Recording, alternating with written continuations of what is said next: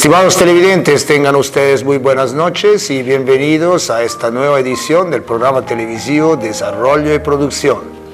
En esta oportunidad está con nosotros la licenciada Miguelina Leibson Quispe. Ella es licenciada en Sociología y también es investigadora del Instituto de Estudios Sociales y Económicos IESE de la Facultad de Ciencias Económicas. Miguelina, muy buenas noches y gracias por estar en el programa. Muy buenas noches, Silvano. Un gusto estar por aquí. Bueno, con Miguelina vamos a conversar de la investigación que ha ido realizando sobre algo que es muy importante, es bien coyuntural, es adaptación a la variabilidad climática en los procesos productivos de la microcuenca pedagógica Cuyo-Cocha de Sacaba. Bueno, para empezar el programa, entonces vamos a ver un poco, Miguelina, ¿cuál fue el propósito de la investigación y qué clase de investigación fue? Sí, el propósito de la investigación, en primer lugar, está dentro del marco de un proyecto de investigación que estamos llevando a cabo con el arquitecto Raúl Delgado, y es dentro de un programa que se denomina Construyendo sistemas de gobernanza local del agua para la adaptación al cambio climático. Entonces, este estudio de la microcuenca Cuyo-Cocha es un componente de este estudio y por lo tanto su propósito es como investigación aplicada el de poder conocer cómo está ocurriendo la adaptación en esta microcuenca, qué es lo que han hecho los actores involucrados en la misma, qué procesos han seguido, y a partir de ello, como estudio, poder establecer qué problemas han surgido, qué necesidades tienen en este contexto de adaptación al cambio climático, y poder establecer con estos resultados ciertas pautas o lineamientos que contribuyan a promover soluciones a futuro, y esto que sea de utilidad tanto en el ámbito académico como universidad y como también para los propios actores de esta comunidad. Estos resultados generalmente pueden ser utilizados como un conocimiento para ellos y también para hacer formulaciones de futuros proyectos. También en el lugar donde ustedes han estado, el cambio climático es un hecho. Sí, es verdad, una razón para la elección de esta microcuenca es justamente eso, que ha sido afectada por esto de la variabilidad climática, donde el primer recurso que ha empezado a escasear es el agua. No, me gusta siempre un poco recalcar eso porque hay muchas personas que tratan de negar este fenómeno del cambio climático, pero vayamos adelante.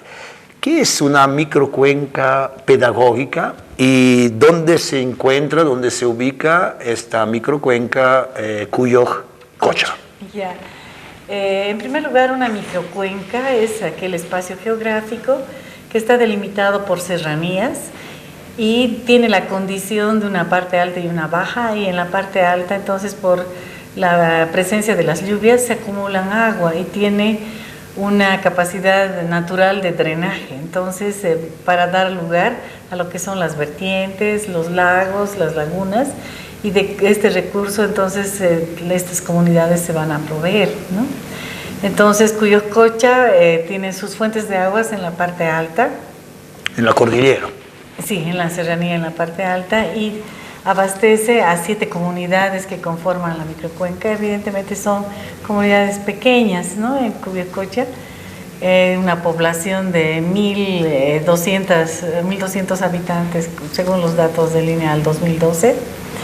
Y Cuyo-Cocha está ubicada en el distrito de Melga, que así se llama ahora, a 40 kilómetros del municipio de Sacaba. En Cuyo-Cocha se dice que es pedagógica porque está inscrita dentro del Plan Nacional de Cuencas, cuya misión es haber creado estas microcuencas pedagógicas con el afán de educar y modelar ciertos procesos de conservación. En la microcuenca no solo tenemos el recurso agua, también está el uso del suelo y también la parte de los bosques de forestación. Interesante.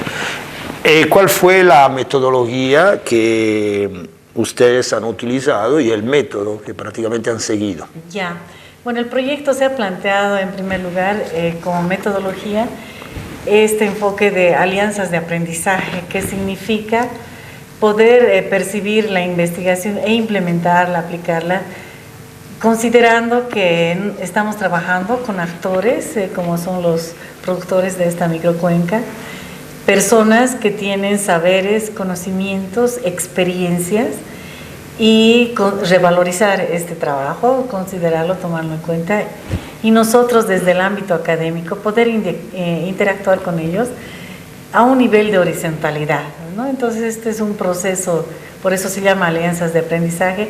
Hacemos alianzas con las organizaciones que están allá y como patrocinamos la investigación buscando una manera equitativa, ¿no? No donde, digamos, la universidad, por ser una entidad académica, está por encima. No, la idea es mantener una horizontalidad, y me gustaría acotar que en estos tiempos de ahora, la inclusión social sí se hace evidente, y estos actores pues ya no son solamente meros informantes, ¿no? Dando información, relatando sus conflictos, sus problemas, sino más bien demandando una participación proactiva para alcanzar respuestas a sus problemas.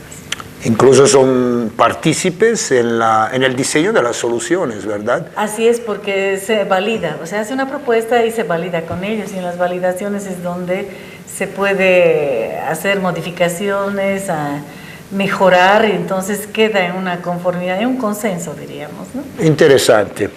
¿Y qué se entiende por variabilidad climática y sus efectos que, bueno, los vemos en la producción particularmente agrícola de la zona que han investigado?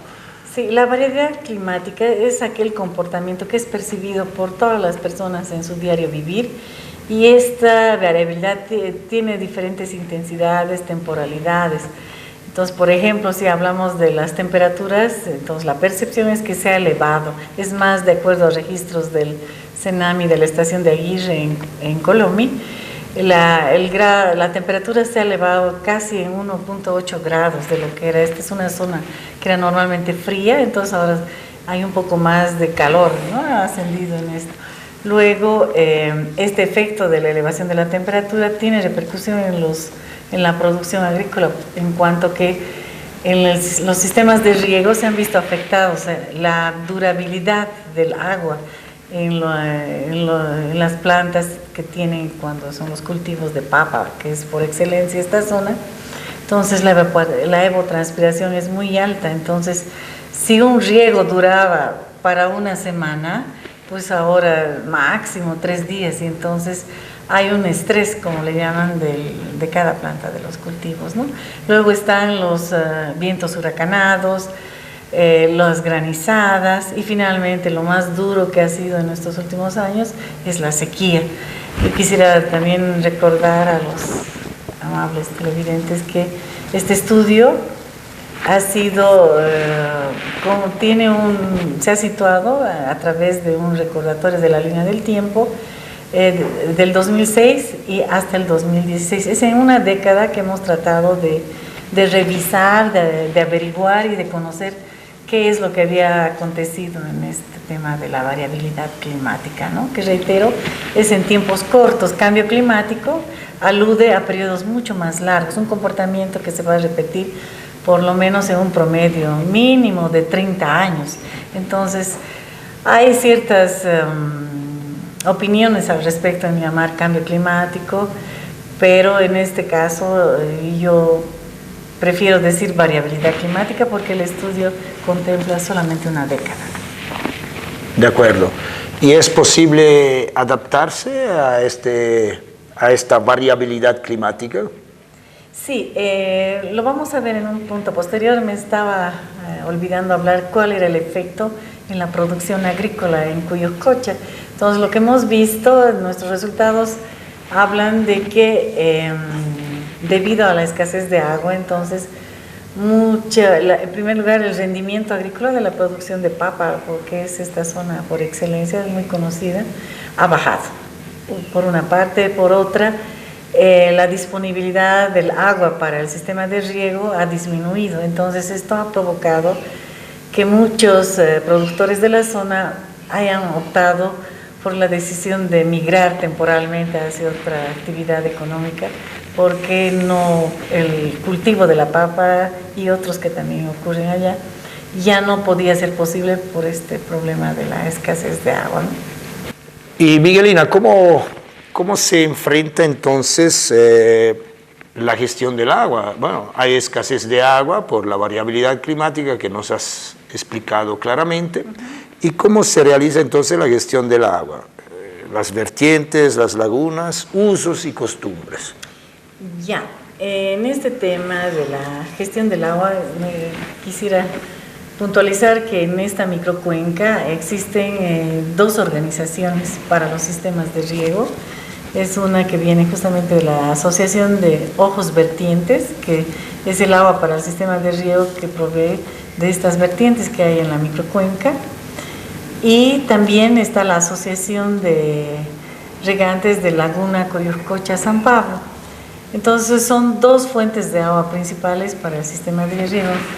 Cuando nos remontamos a los años de 2006, en esta época, según nuestro trabajo de recopilación de información primaria, los entrevistados nos han dicho que la temporada de lluvias, la temperatura se mantenía como era costumbre, como ellos dicen, ¿no? Entonces había la temporada de lluvias, era tal cual, los meses de diciembre, enero, febrero. El invierno así, tenía ciertas épocas de nevadas, de granizadas, como algo normal, pero lo básico es que se juntaban el agua en la laguna y las vertientes, estos acuíferos se recargaban. Entonces, los tiempos de distribución de agua, que por cierto son distintos de las vertientes, se manejan por turnos de cada 23 días, por 12 horas, según el socio. Y en el caso de la laguna son tiempos por horas también, pero que se distribuyen de una manera muy interesante en el mes de marzo, considerando qué cantidad de volumen de agua tiene su laguna.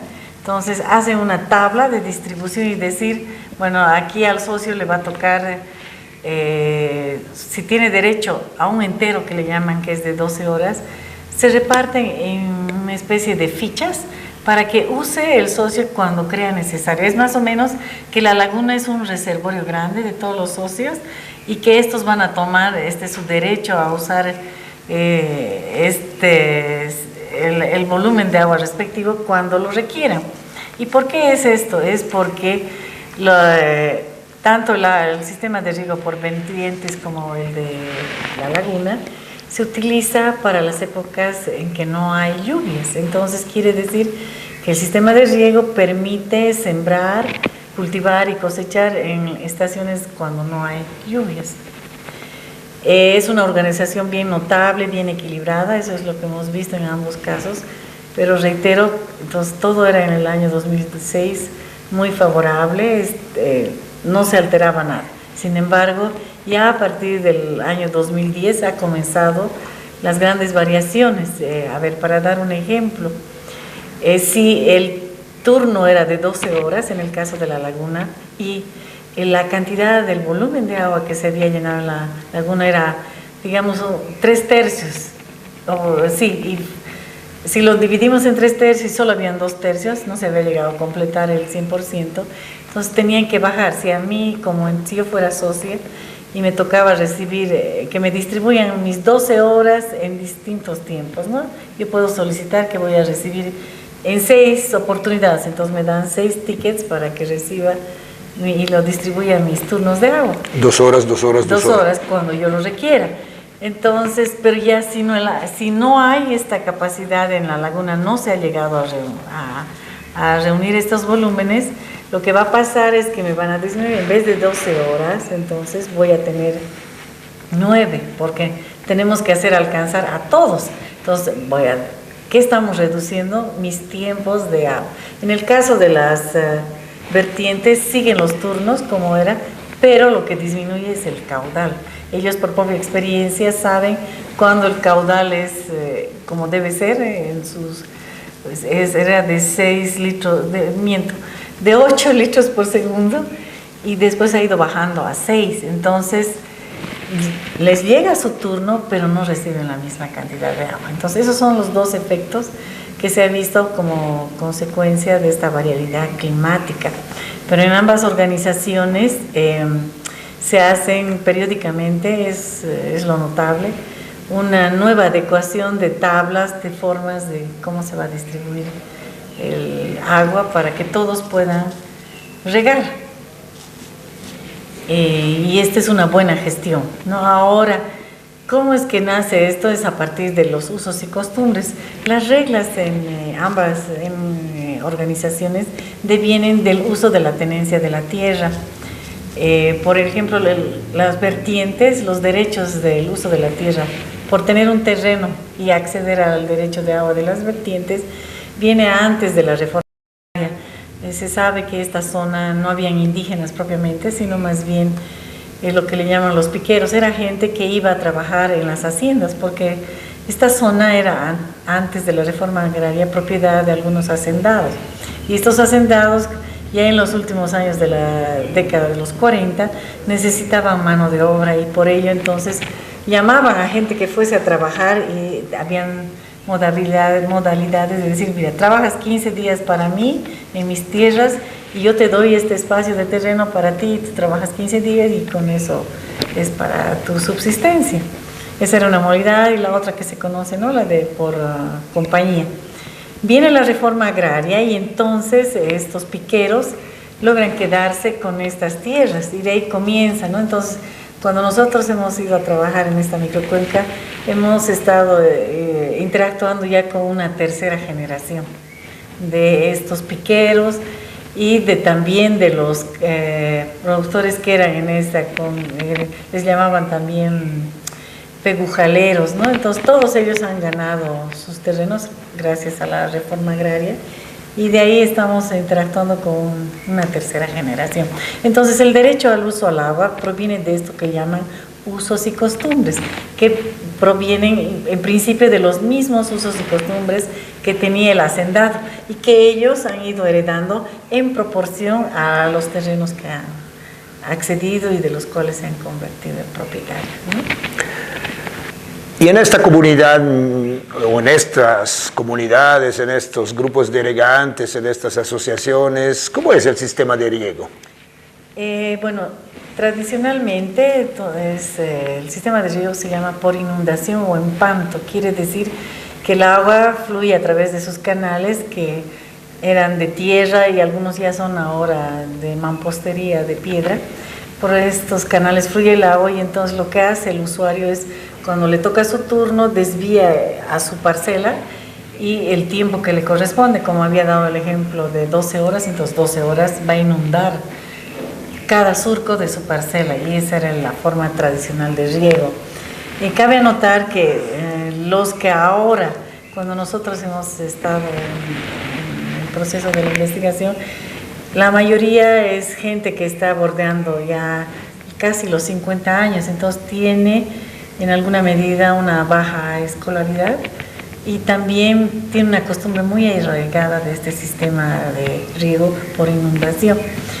Mientras que, siendo Micuyococha cabalmente una microcuenca pedagógica, entonces ya se había el año 2015 implementado un nuevo sistema de riego que se llama el de aspersión, en una comunidad que se llama Chaupiloma, quienes tuvieron, digamos, la aceptación de que en la microcuenca se pase la experiencia como una vitrina para mostrar a los demás usuarios, regantes de las otras comunidades.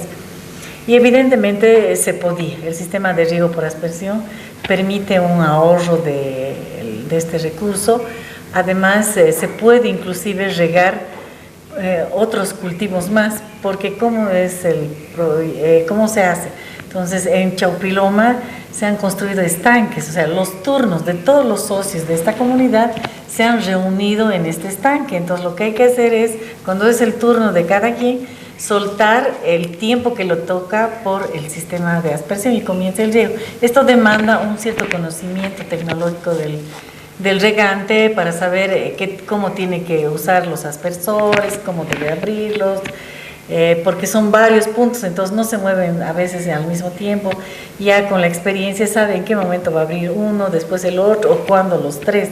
Entonces esto demanda un cierto conocimiento tecnológico, inclusive puede deteriorarse y también tienen que saber cómo repararlos. Entonces este sistema ha dado muy buenos frutos. La gente que lo ha adoptado se vio muy favorecida. Como decía, no solo han logrado regar, mejor dicho, el cultivo de la papa, también han incursionado con otros cultivos, justamente por estos cambios en el piso ecológico, por la elevación de la temperatura. Se puede producir, por ejemplo, algunos frutales como el tumbo, que ha rendido muy bien. Luego tenemos otros cultivos también que han incursionado, como la floricultura, los gladiolos, que antes no se podía en estos pisos ecológicos, ahora sí se puede por esta variación del clima. Entonces, esto fue muy bueno. Sin embargo, el resto de las comunidades, como decía, era gente mayor, entonces presentó una resistencia, ¿no?, de no adecuarse a este sistema. Le veían todos los aspectos negativos y demandaban que se haga solamente por el sistema de riego tradicional. Bueno, ya has anticipado algunos cambios técnicos, pero vayamos un poco a las asociaciones de regantes y las tomas de decisiones que van asumiendo para adaptarse a la variabilidad climática. Sí. Entonces, el año 2016, cuando el proyecto estaba investigando en la microcuenca Cuyoscocha de Mérida-Sacaba, nos encontramos con las asociaciones que sí estaban convenciendo a sus asociados de que ya no se podía regar por el sistema de inundación, porque ya el año 2016 la laguna, por ejemplo, ni a la mitad se había llenado por la falta de lluvias, ¿no? Y también hay que considerar la transpiración de por sí de la fuente de agua donde se ha juntado, ¿no?, que esto significa también pérdidas. Entonces, del 100% de estos socios, tanto de la laguna, de las vertientes como de la laguna Cuyoscocha-San Pablo, ante la necesidad de la escasez, entonces no tuvieron más remedio que ir adoptando. Y esto se ha ido haciendo en varias comunidades de una manera ya más apropiada, pese a esta aversión al cambio. También hay que ver que lo cultural tiene mucho arraigo en la gente, entonces siempre tiene miedo a la adversidad, al riesgo, ¿no? Pero ante esta escasez que era convincente para ellos, entonces lo que había que hacer era utilizar el sistema de distribución del riego por aspersión como una medida de adaptación a esta escasez del agua, a la variabilidad climática, y que además significaba para ellos seguir manteniendo su producción, ¿no? Bueno, pero como todo sistema, también el sistema de riego por aspersión quizás tiene algunas limitaciones y también potencialidades. Sí, podemos decir que la potencialidad es indudablemente el ahorro del recurso, que es una condición muy favorable para los pequeños productores rurales, ¿no?, que se dedican a la producción agrícola. También otra potencialidad es de que pueden, gracias a esto, seguir cultivando no solamente en la época de lluvias, ¿no?, sino también cuando no es la temporada. En este caso, la producción de papas se puede hacer, ahora lo hacen 2 veces al año, lo que antes solamente era una vez esperando la temporada de lluvias. Y aún en los años del 2009, el 10 han tenido solamente un ciclo agrícola por este problema. Entonces, la ventaja del riego por aspersión les ha permitido, en el caso de la papa, tener 2 épocas de sembrar y cosechar al año, ¿no? Ahora, las limitaciones que se ven es, por ejemplo, en el tema de la parte organizativa. Hay dificultades en la organización respecto a cómo vamos a utilizar el agua para, por ejemplo, en los estanques que se han construido, a veces ahora no son suficientes por una parte para reunir todos los turnos de los socios. Eso ha traído ciertas dificultades. Luego, en el manejo mismo del técnico de esta innovación de los aspersores, cuando se daña lo que ellos llaman la toma, también trae una dificultad porque está demorando, está impidiendo el riego, ¿no?, de su cultivo. Luego, no es que los propios socios regantes son los que van y abren, digamos, el estanque, sino más bien tienen un repartidor al que le llaman juez de aguas, y esta persona es la que tiene que hacer la distribución para que sea de una manera equitativa. Y acontece que en algunas situaciones no lo ha hecho a tiempo, entonces un socio puede perder su turno. Entonces hay reclamos en este tema, ¿no?, así hablando técnicamente. Luego, también para el mantenimiento de este sistema tienen que aportar con unas cuotas, ¿no? Y se ha visto que también es un conflicto la mora que existe en cada una de las asociaciones. Por diferentes motivos no han pagado, lo tienen que hacer al final. Las asociaciones quieren, a través de sus reglamentos, de una manera, hacer presión, ¿no?, para que se paguen, porque con esos fondos también funciona el sistema. Con esos fondos la directiva también tiene que hacer gestiones en la búsqueda de nuevos proyectos y todo ello. Entonces, si la mora es alta, está afectando, ¿no?, los costos de transacción para hacer las gestiones, se quedan ahí detenidos. Entonces es muy interesante ver, entonces no pagan, asisten a las reuniones, y cuando el cajero, que es el que se tiene que llevar el trago amargo de las cobranzas, entonces no pagan, y muchos de los socios dicen, bueno, no me pueden ustedes quitar mi turno de agua porque yo tengo el derecho al agua, es vida, entonces ¿cómo me van a cortar? Y entran en una especie de conciliación, podemos decir, diciendo voy a pagar otro día, en otro momento. Y es muy interesante, no es una ejecución rotunda de la sanción, ¿no? Entonces hay un consenso, ¿y cómo se explica eso? Porque al final están en una misma comunidad. Mañana, el que hoy día es cajero puede ser socio de base, y el socio de base ser cajero. Entonces, mutuamente otra vez van a estar desempeñando otros roles. Uno va a estar en la condición de hacer cumplir la sanción, ¿no? Entonces, esos son a grandes rasgos estas limitaciones, pero que sí se pueden fortalecer, y parte sobre todo de cómo hacer que la organización sea más efectiva. Quisiera comentar que, bueno, este tipo de trabajos de investigación que hace el IES, y en el caso mío y del arquitecto Raúl Delgado, entonces son los proyectos que tienen una incidencia en la población, en este caso en las microcuencas. Nosotros interactuamos con comunidades rurales, con personas.